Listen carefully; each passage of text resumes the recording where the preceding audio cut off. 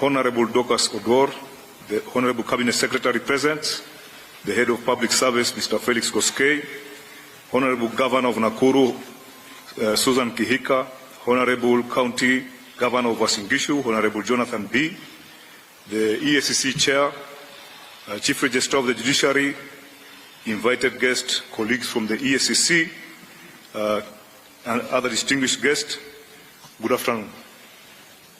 Your Excellency, the Chair has thanked you, but I think as a CEO I also have to thank you again, because by accepting to host us here, there are three things that comes out of you. One, it shows you openly that you are the patron in the fight against corruption. Second, you believe in the institution of the EACC. And third, you believe in the capacity and ability of the EACC staff. The EACC is currently implementing its strategic plan for 2023-2025, focusing on asset tracing as a main pillar of deterrence against corruption. Asset tracing and recovery of corruptly acquired assets, Your Excellency, and unexplained wealth extinguishes directly the benefit obtained through corrupt activities. This strategy helps to create necessary deterrence as envisioned in the United Nations Convention Against Corruption, which Kenya is the first country to have signed that convention almost 20 years ago. Your Excellency, today we are here. We are gathered to witness the handing over of about 35 titles, measuring approximately 18.71 acres with a total value of about 5 billion shillings. Your Excellency, for your information, there are other titles that are in the process, and maybe soon we'll be back here, through your blessing, to have another occasion like this. In this one, Your Excellency, item number 1 is property in Kisumu municipality, measuring about 2 acres, which is about 1.8 acres, belonging to the judiciary. You can imagine grabbers went to the judiciary to steal their land. They were very daring, but we managed to recover this piece of land, which is worth 1.4 billion shillings. This is part of the property that is housing the Kisumu Law Court. Second one, Your Excellency, are 3 properties in Eldoret town, measuring 3.25 acres, with approximate value of 1.2 billion, which are in favor of the Cabinet Secretary, National Treasury, as a trustee of the National Police Service. Same grabbers were daring enough to go and grab land belonging to the police. But we managed to recover this, and these are 3 pieces of land worth 1.2 billion. Your Excellency, there is also 1 property in Kilimani area, measuring almost half an acre, which is worth 700 million. This plot, as Nairobians, we know it. If you know Upper Hill Medical Center, there's an empty plot there which used to be part of Kenya School of Law. It was grabbed and we have recovered it. It's a very prime plot, worth 700 million. Then we have a property in Eldoret municipality measuring 1 acre, which has an approximate value of 700 million, which it belongs to Uasin Gishu Referral Hospital under the county government of Uasin Gishu. Then we have 13 amalgamated plots within Kisii municipality.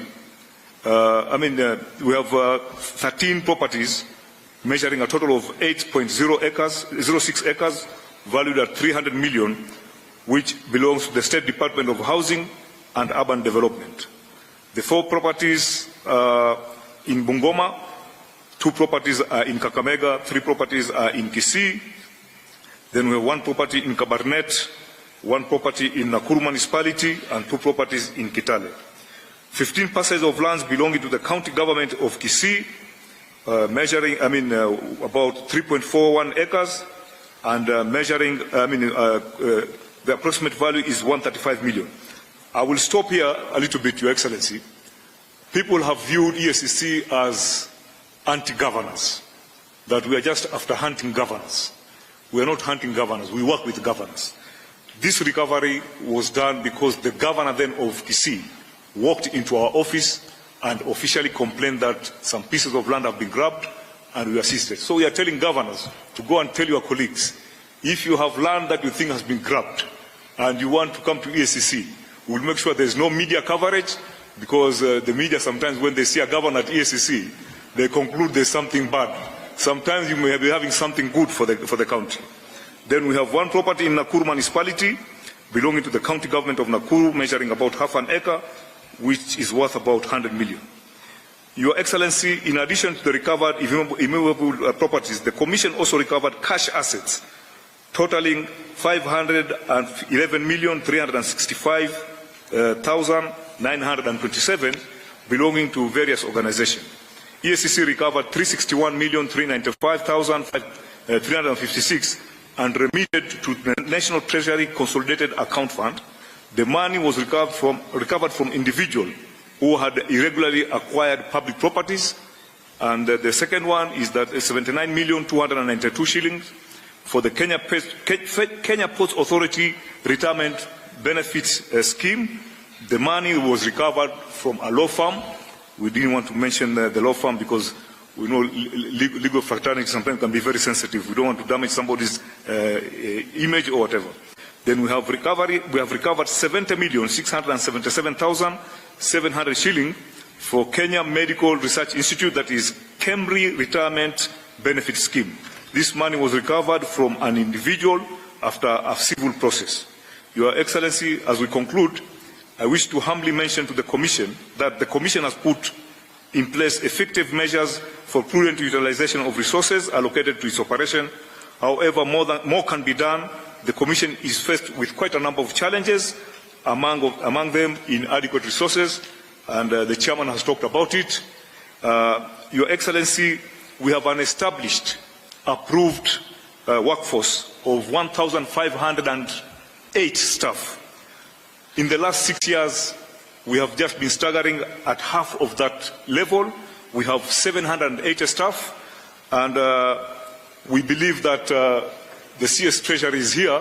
We know the country is facing a lot of financial challenges, but at least give us a little bit like medicine each financial year, so that at least we recruit 50, 100 people, 50, 100, and then we'll be able to meet our target. On top of that, we also have a challenge that this Commission loses very good staff. Very good staff. They leave the Commission because since 2004, Your Excellency, it may not be the right thing to talk about. I know we are having a lot of financial problems, but the Commission since 2004, the SRC has refused to review the salary of the EACC because they say already compared to the public service, the EACC, we are overpaid. But it is having a very negative effect. As I'm talking to you, as I'm here representing, last week, a very good investigator was poached by the central bank. So this is what is happening, and I think SRC needs to be told that they should be a little bit lenient to EACC. With your kind permission, Your Excellency, I request you to hand over the title deeds and checks of the recovered assets.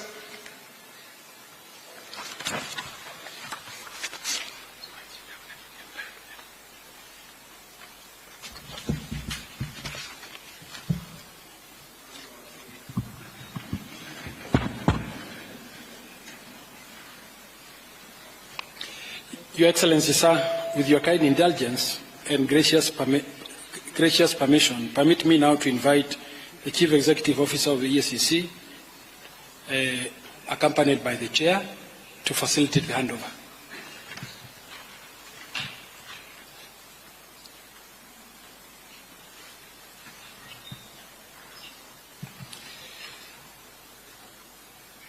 Sir, permit me now to invite Your Excellency to take your place at the arena for the handover of the recovered assets back to state through various public institutions. Sir, the first beneficiary is the National Treasury. I now invite the Honorable CPA John Mbandi, EGH, Cabinet Secretary for the National Treasury and Economic Planning.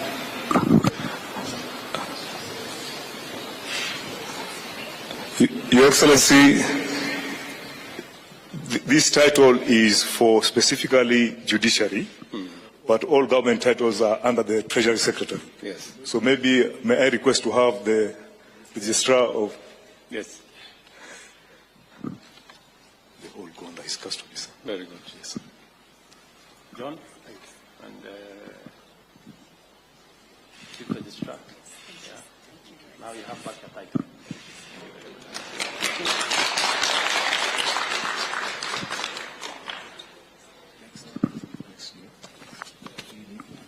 you may kindly take your seats, but I'll ask the Chief to remain standing.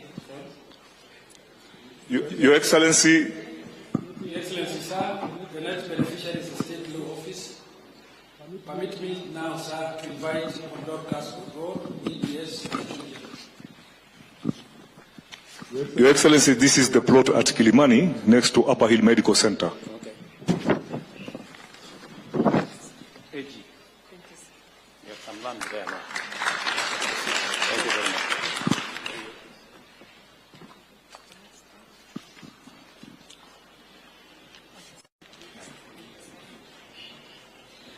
Your Excellency, sir, I'll now invite Mr. Gilbert, Mr. Lanat, MBS, OGH, Deputy Inspector General National Police Service, on behalf of the National Police Service. I also invite Honorable Dr. Jonathan B., EGH, Governor of Selection County. Your Excellency, these are 3 titles belonging to the Kenya Police for Eldoret. Okay. Very good. And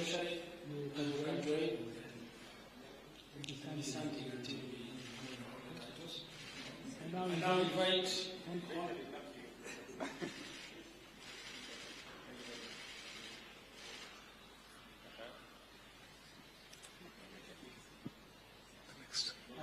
invite Honorable Susan Kihika, Governor of Nakuru County.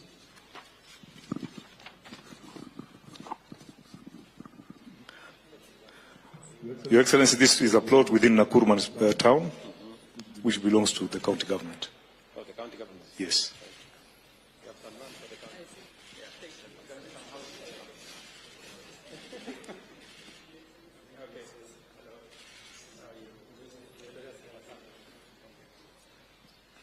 I now invite Mr. Charles Hinga, CBS,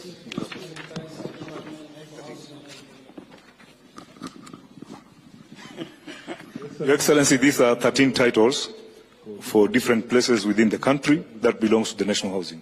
Very good.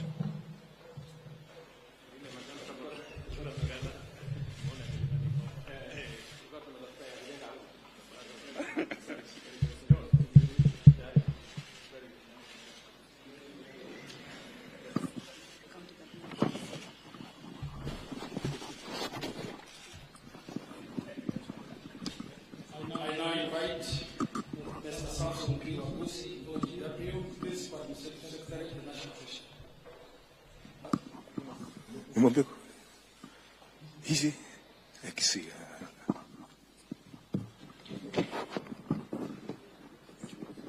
Very good. Very good. You have some money here.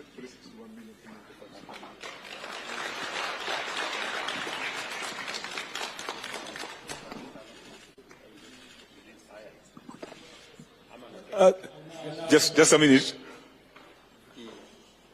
The said amount, Your Excellency, is 361,395,356.55 cents. Thank you, sir. I now invite Mr. Geoffrey Kabate, Chairman, Board of Trustees, Kenya Ports Authority Retirement Benefit Scheme.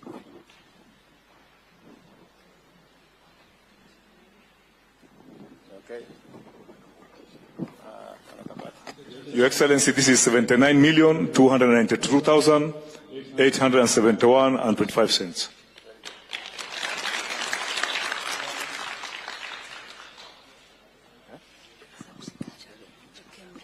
I now invite Mr. Edwin Bett, Chairman, Kenya Medical Research Institute, Cambridge, Retirement Benefit Scheme.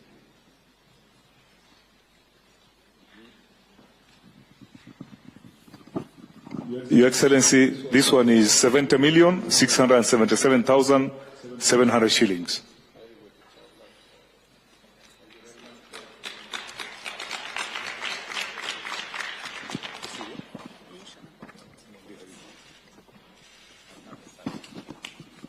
Your Excellency, we have 15 titles for Kisii County.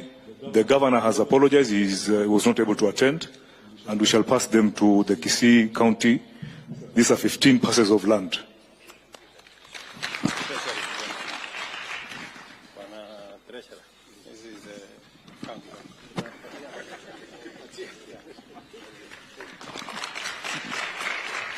We're done. Your Excellency, we are done.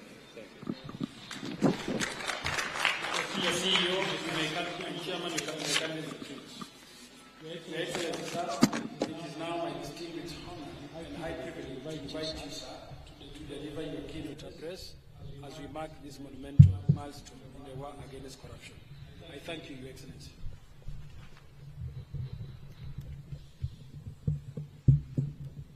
Thank you very much.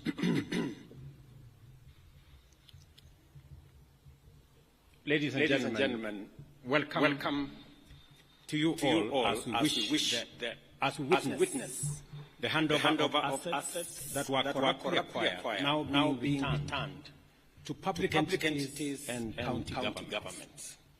This event marks a significant milestone in our nation's fight against corruption. The efforts made and the progress achieved in promoting good governance are undeniable and highly commendable. The government remains resolute in eliminating opportunities for corruption and abuse of office, and in ensuring that the corrupt do not enjoy the proceeds of their illicit actions.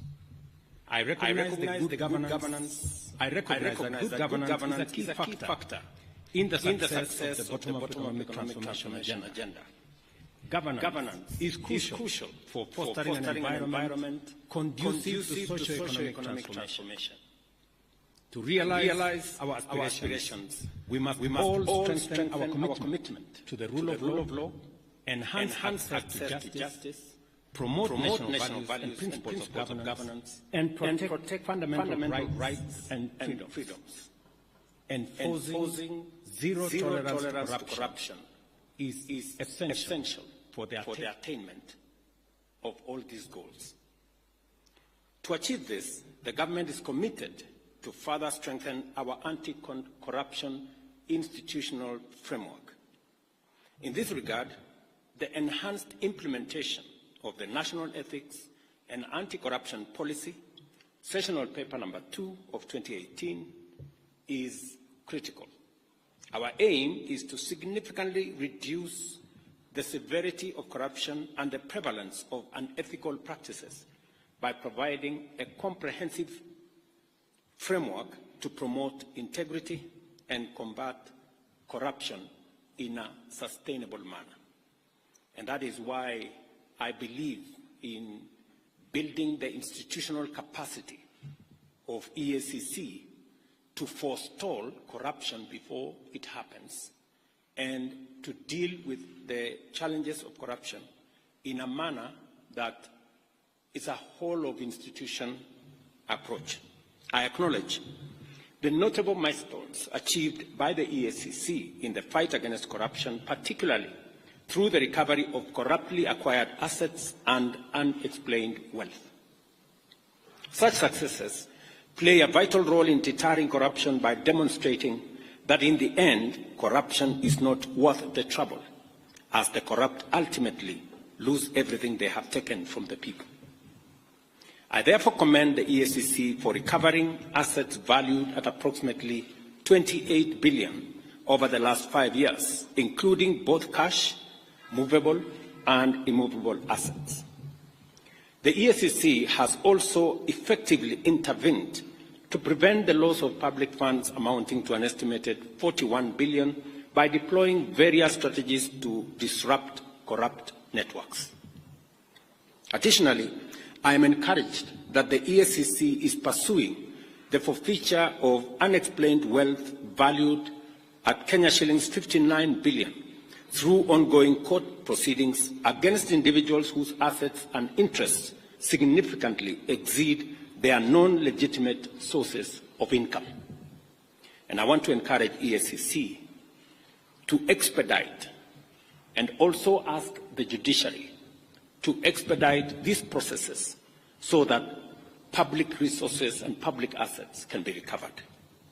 As we witness the handover of public assets recovered by the EACC on behalf of various public institutions, I urge the beneficiaries to establish robust mechanisms to protect these assets and prevent further illegal acquisition.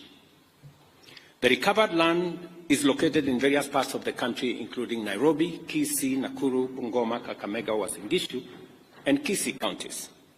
I would like to take this opportunity to express my profound gratitude for the ongoing development of affordable housing in Nairobi city's industrial area of Enterprise Road. This development is taking place on land recovered by the EACC, and the beneficiaries will be many Kenyans who deserve economic inclusion. This land, measuring 21 hectares, had been unlawfully taken from the Meteorological Department by private individuals.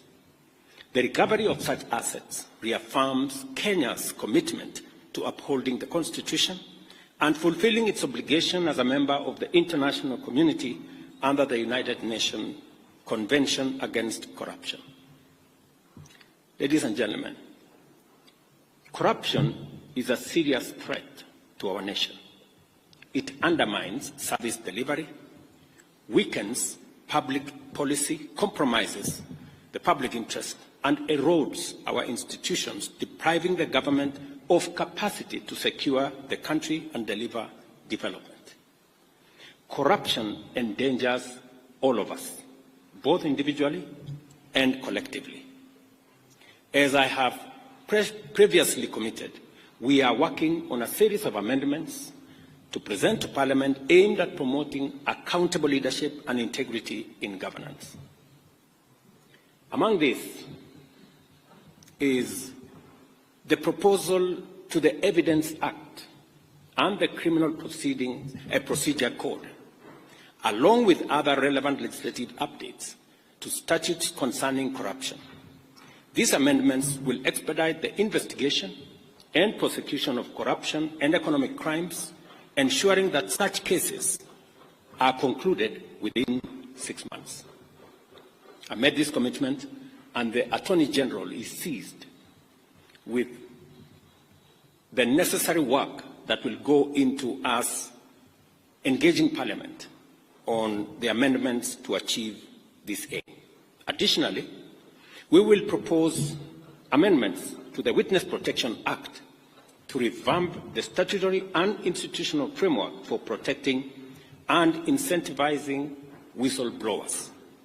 These changes will enhance witness protection and make it easier and safer for citizens to report corruption and other criminal activities. We will also be proposing amendments to the Public Finance Management Act and the Public Procurement and Disposal Act. The goal here is to overhaul the institutional and operational framework of public procurement, which is the biggest challenge that we have. In fact, it's correct to say this is where the devil actually lives, which has been identified as a key area of corruption, conflict of interest, and abuse of office in the public sector. These amendments aim to deploy digital infrastructure to create an open, transparent public procurement platform, allowing real-time, end-to-end public visibility of the entire process, from advertisement to contract award. Number 4, I have engaged with parliamentary leadership and urged Parliament to swiftly pass the Conflict of Interest Bill. I am told there is a mediation process that is going on in Parliament, but I have told them with clarity that I will veto any bill that does not establish a high standard of accountability, integrity, and anti-corruption measures, and I will fully exercise my powers under Article 115 of the Constitution to ensure that the bill meets the rigorous standards set out in the original draft bill. Because some amendments have been introduced to water down what the original bill envisaged. We must do everything within our power to end corruption in every organization, at every level of government, and across all regions of our republic. To this end, everyone entrusted with public authority must be held to high standards of transparency and accountability. Parliament and all stakeholders must work together to strengthen the anti-corruption legal framework, ensuring the swift resolution of corruption cases. We must also foster partnership to raise public awareness of Chapter 6 of the Constitution, integrate anti-corruption education into school curriculum, and support grassroots organizations and citizen action groups in promoting good governance at every level. I commend the EACC for its dedication in the fight against corruption, and I want to confirm to both the Chair, the Commission, and the CEO that they have my government's full support, and we commend you for what you have achieved. We know there are challenges, budgetary challenges, but the one item that I insisted that should not face the budget cuts that we were going through is the EACC, because I know the importance and relevance of what you do in safeguarding public assets and public property.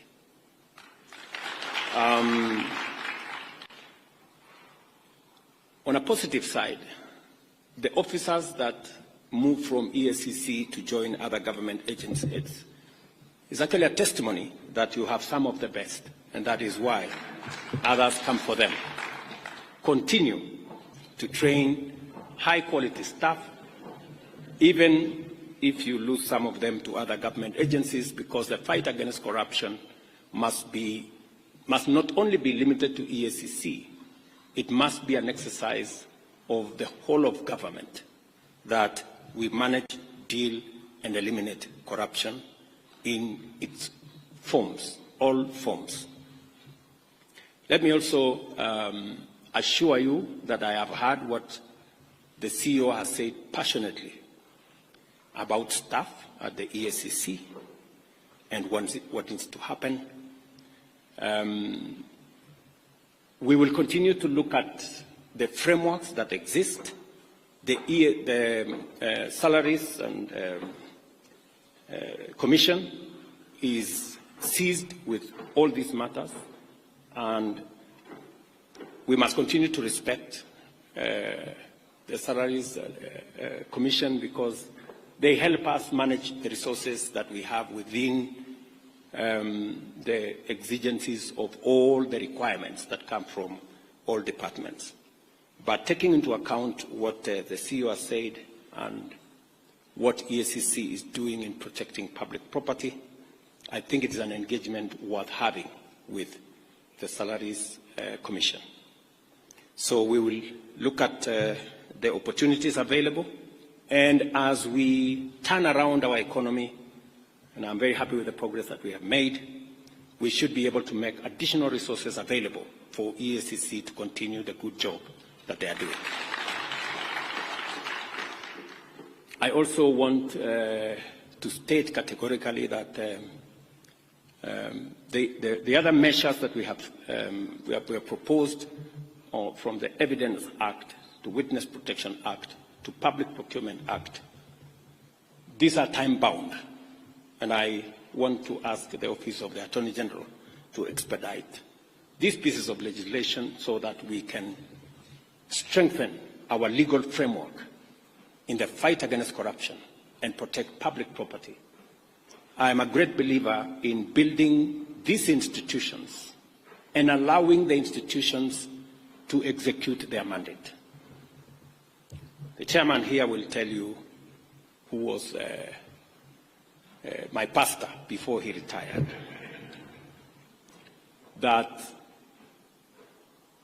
I have never called him to tell him anything about what he is supposed to do with the corrupt, because I am a great believer that institutions should deal with their issues and manage the mandate that they have, and deal with any matter, anybody, every person in the manner in which the law provides. Because at the bottom of the line is that we are a country of the rule of law. And each and every one of us must subject themselves to the rule of law. Otherwise, if we have different rules for different people, we will end up with the animal farm. And I don't think that is where we want to take our country. And so my ask also of our judiciary is to expedite the corruption cases, and indeed every other matter in court, in a manner that gives the country the opportunity to move forward, to make decisions, to recover what we can recover, and to allow the country to move forward. I know indicated to me the budgetary challenges that they have, and I think it's the case with all our other institutions, and it is a bigger statement as to what we need to do as Kenyans on how to make sure that we use the resources we have in a very prudent manner, and we also find ways and means of ensuring that we have sufficient resources and we account for them. Whatever taxes Kenyans pay, we must account for them so that we can have the opportunity to grow the pie for us to be able to meet all the expenses and all the budgetary allocations that are being requested of us from different institutions. I also wish to say that we should have a whole-of-government approach when we are discussing resources.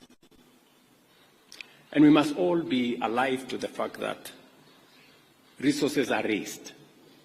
And so we must all contribute to making sure that we have the requisite resources to be able to meet all the needs and the requirements of all the institutions that support our governance structure and provide the resources for the development of our country. I am very confident that working together between the judiciary, the legislature, and the executive, as we have undertaken, we should be able to move the country pretty fast into the next level. So again, I commend EACC, and I want to assure them that we will continue to undertake necessary reforms to strengthen oversight institutions and improve service delivery to all the people of Kenya. And I'm asking all arms of government to work together in concert to make sure that we not only raise the resources that are necessary for us to run the affairs of our nation, but resources raised must also be protected by all of us, making sure that we account for every tax that is paid for by the people of Kenya, and those who corruptly acquire them are made to pay, and assets and properties and resources recovered in the manner in which EACC have done. So thank you very much. My very best wishes. And again to EACC, congratulations.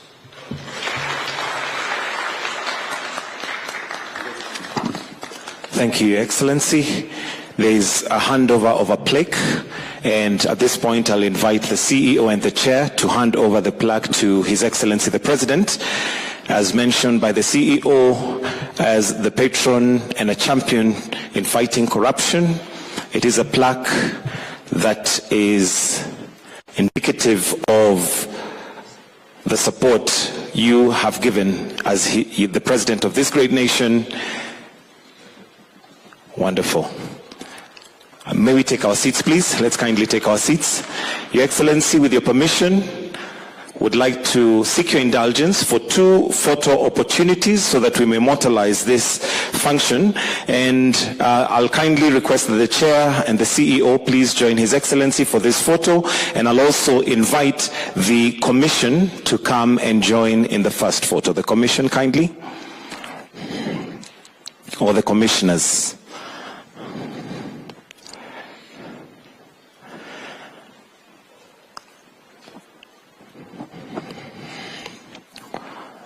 the next photo, we are going to be inviting those that have received some of the assets. We'll call them for this occasion beneficiaries as they hold them in trust.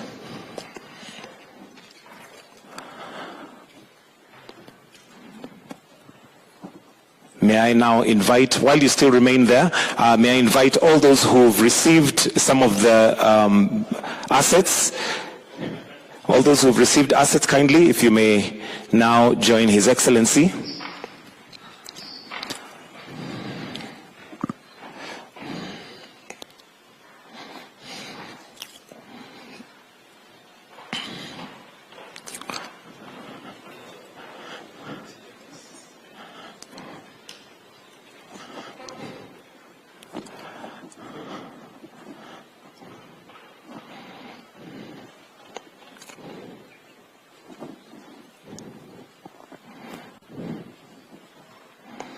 And with that, I'll request that we all retreat except His Excellency, the President, and I'll request that we all be upstanding as we now finish with the national anthem.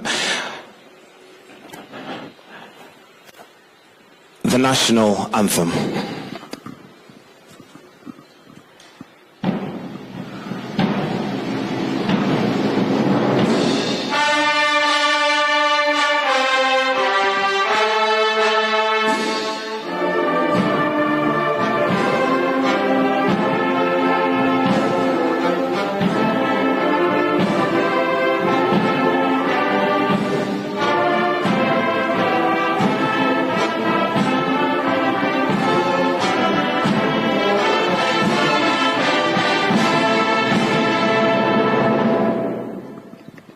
Thank you.